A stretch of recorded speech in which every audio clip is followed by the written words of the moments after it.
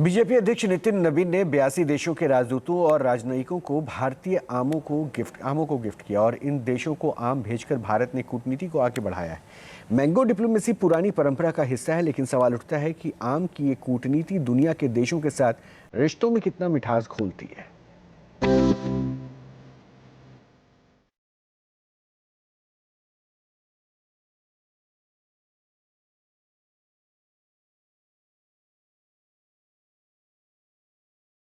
हिंदुस्तान की शान, 4 किस्मों के बेहतरीन आम।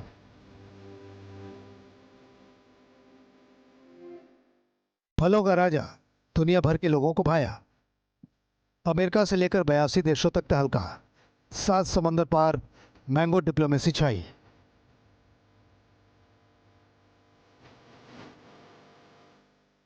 फलों का राजा, बेहतरीन स्वाद, मनमोहक खुशबू और पोषक तत्वों से भरपूर। हिंदुस्तान की शान, भारत का राष्ट्रीय फल। इतनी सारी खूबियां होने के कारण आम को ये उपाधि दी गई है। भारत में इसकी खेती सदियों से होती आई है। देश ही नहीं, दुनिया भर में गर्मियों का सबसे पसंदीदा फल है आम।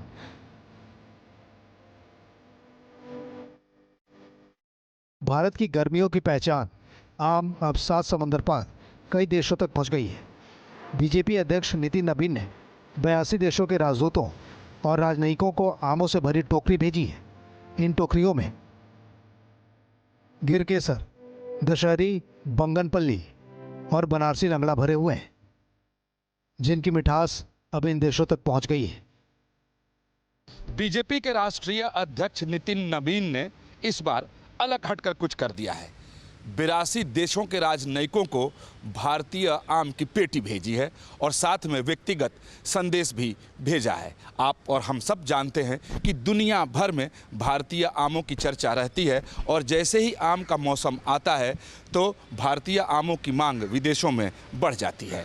आपको ये भी बता दें कि बीजेपी को जानो एक कार्यक्रम पार्टी ये चलाती है, जिसके प्रांगण में मैं अभी मौजूद हूं और उसके तहत अलग अलग देशों के प्रतिनिधिमंडल बीजेपी के इस कार्यालय में आते हैं और वो बीजेपी के बारे में जानते हैं कि बीजेपी की विचारधारा कैसी है, बीजेपी कार्यकर्ताओं के साथ काम कैसे करती है, बीजेपी का तरीका क्या है, बीजेपी चुनाव मैनेजमेंट कैसे करती है। ये तमाम बातें उन्हें बताई जाती हैं।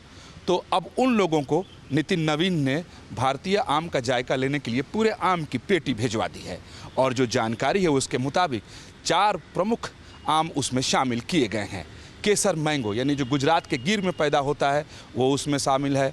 बनगनपल्ली जो आंध्र प्रदेश का मशहूर आम है, सबसे ख़ास आम है, वो उस पेटी में है। साथ ही बनारसी लंगड़ा उसमें है और मलिहाबाद की दशहरी को उसमें रखा गया है। पहली नज़र में आपको ये मैंगो डिप्लोमेसी लग रही होगी, लेकिन इसके पीछे सोच बड़ी है। ये सिर्फ मैंगो डिप्लोमेसी नहीं, बल्कि इंडियन प्रोडक्ट की ब्रांडिंग की कोशिश भी है। 82 देशों के राजनयिक जब इन आमों का स्वाद चखेंगे तो वे सिर्फ एक फल नहीं खा रहे होंगे, बल्कि भारत के अलग अलग हिस्सों की संस्कृति, इतिहास और मिट्टी से रूबरू हो रहे होंगे। यानी भारत की इस कूटनीति से दुनिया भर के देशों के साथ रिश्तों में मिठास घुलेगी।